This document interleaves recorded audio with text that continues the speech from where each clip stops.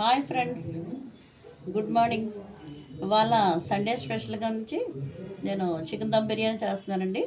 ఎందుకంటే అందరూ ఇంట్లో ఉంటాం కదా, ఈరోజు సరదా తినాలనిపించేది చేస్తున్నాను. ఓకే ఫ్రెండ్స్, స్టార్టింగ్ ముందు నేను ఒక దమ్ గిన్నె తీసుకున్నానండి.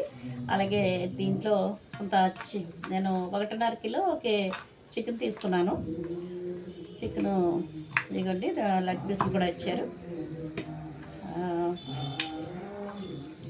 ముందుగా చికెన్ నేను అక్కడ చికెన్ నేను దీనికి మసాలాలు పట్టిస్తున్నానండి.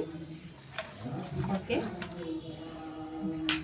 ఇగో ఒక స్పూను పసుపు అండి,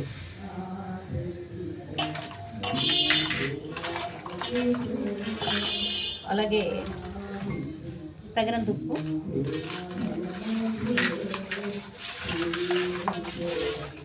అలాగే ఫ్రెండ్స్ ఇదిగో ఫ్రైడ్ ఆనియన్, నేను ఆనియన్ని వేపి ఫ్రై చేసి పెట్టుకున్నాను.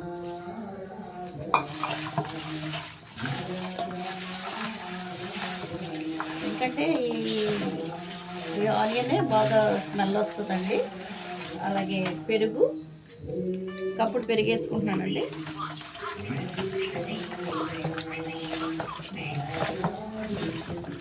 మనం ఎంత దీన్ని బాగా ఫ్రెష్ చేస్తామో అంత టేస్ట్గా ఉంటుందండి బిర్యానీ.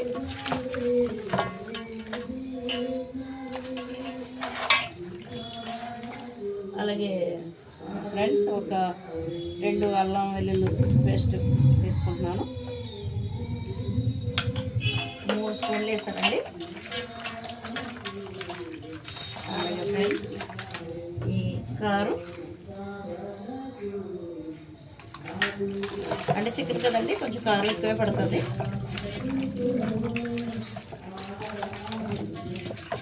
అలాగే ఫ్రెండ్స్ నేను దీంట్లో ఏం వేస్తానంటే చెక్క, మొగ్గ, యాలకులు అండ్ జీలకర్ర, ధనియాలు అన్నీ పేస్ట్ చేసి వేస్తున్నానండి. అంటే మామూలుగా ఎర్లీగా వేసేస్తే బాగా తినరు కదా, అందుకు తర్వాత మళ్ళీ అవి కూడా వేస్తాను.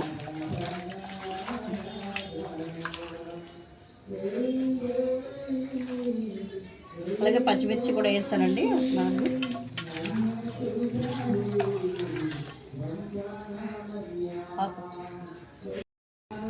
దీన్ని ఇలా మ్యాగ్నెట్ చేసిలా పెట్టిన తర్వాత నేను చికెన్ మసాలా చికెన్ మసాలా వాడుతున్నానండి. మీరు కూడా చికెన్ మసాలా వాడండి ఫ్రెండ్స్.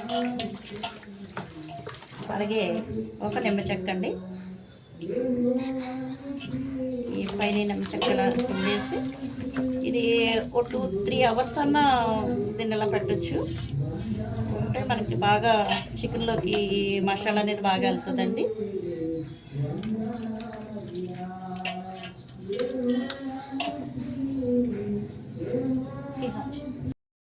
బాస్మతి రైస్ మరి రైస్ దమ్ము చేయాలి కదండి. అందుకని నేను వాటర్ పెట్టుకున్నానండి 2 లీటర్స్.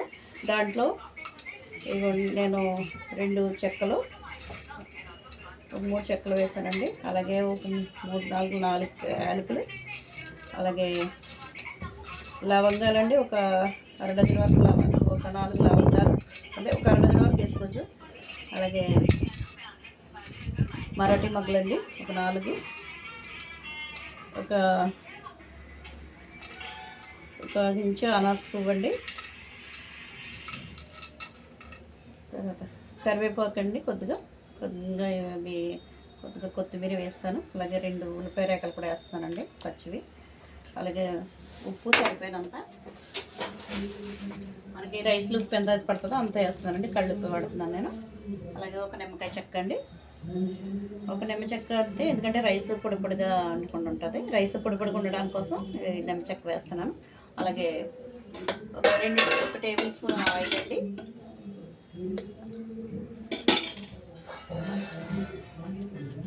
అలాగే కొత్తిమీర అండి, కొత్తిమీర నేను ఆల్రెడీ వేస్తాను.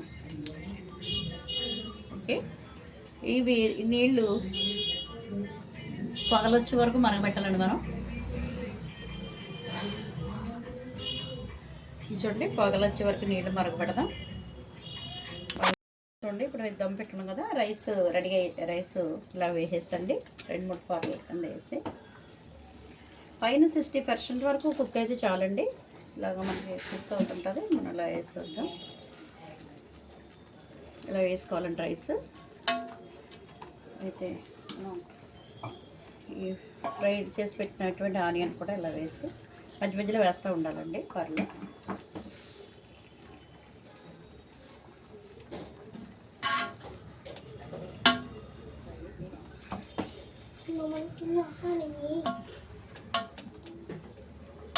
అంటే చుట్టాలు ఫ్రెండ్స్ అంతా ఇవాళ సండే కదండి, ఎవరికరు వస్తూనే ఉంటారు. అందుకే కొంచెం ఎక్కువ చేస్తామండి సండే అయితే వంట. మా చిన్నమ్మాయి ఇచ్చిందండి రాజమండ్రి నుంచి ఫ్యామిలీ.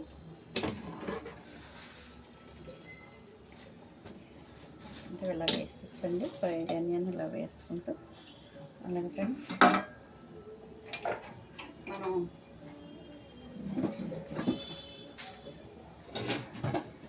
దీంట్లో కుంకుమ పువ్వు అలాంటివి వేస్తారు. ఆ కుంకుమ పువ్వు వేయక్కర్లేదు. మనం పాల్లో కొంచెం పసుపు వేసుకునండి, ఒక స్పూన్ పసుపు వేసి ఈ పాల్లో వేసి దీన్ని ఇలా వేసుకోవాలండి.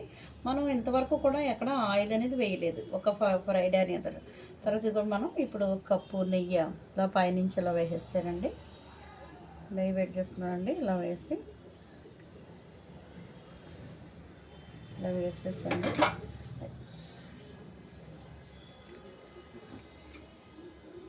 ఫ్రెండ్స్ చూస్తున్నారు కదా,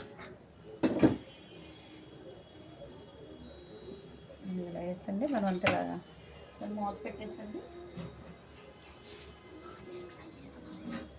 ఆనియన్ ఫ్రై చేసుకునండి. మనం ఆయిల్ కూడా వేసుకోవచ్చు. ఆనియన్ ఫ్రై చేసింది మన బిర్యానీ రెడీ అయింది. మరి చక్కగా చూడండి, కలర్ఫుల్గా కూడా ఉంది. నేను ఇప్పుడు దీన్ని అడి నుంచి పీసులు తీస్తాను. చూడండి, ఇదిగో మన బిర్యానీ మరి దమ్ వేసాం కదండి. మరి మనం ఇప్పుడే తింటామండి మేము వేడి కానీ, అంటే ఫ్యామిలీ అంతా ఒకసారి ఉన్నాం కాబట్టి సరదాగా తినడానికి మాకు ఉంటుందని నేను దీంట్లో వాడి అన్నీ మీకు చెప్పానండి. మసాలాలు అయితే చాలా తక్కువ వాడాను నేను, ఎందుకంటే పిల్లలు అది తింటారు కదండి. అందుకని మనకి చక్కగా పిల్లలకి ఇబ్బంది లేకుండా ఉంటుందని కారం నేను మసాలాలు అయితే తక్కువ వాడానండి. ఏదో దమ్ పీస్ కూడా బాగా ఉడికిందండి. చూడండి ఏమండి ఇలాంటి ఇడిపోతుంది. ఇది చాలా బాగుంది, టేస్ట్ కూడా చాలా బాగుంటుందండి. మరి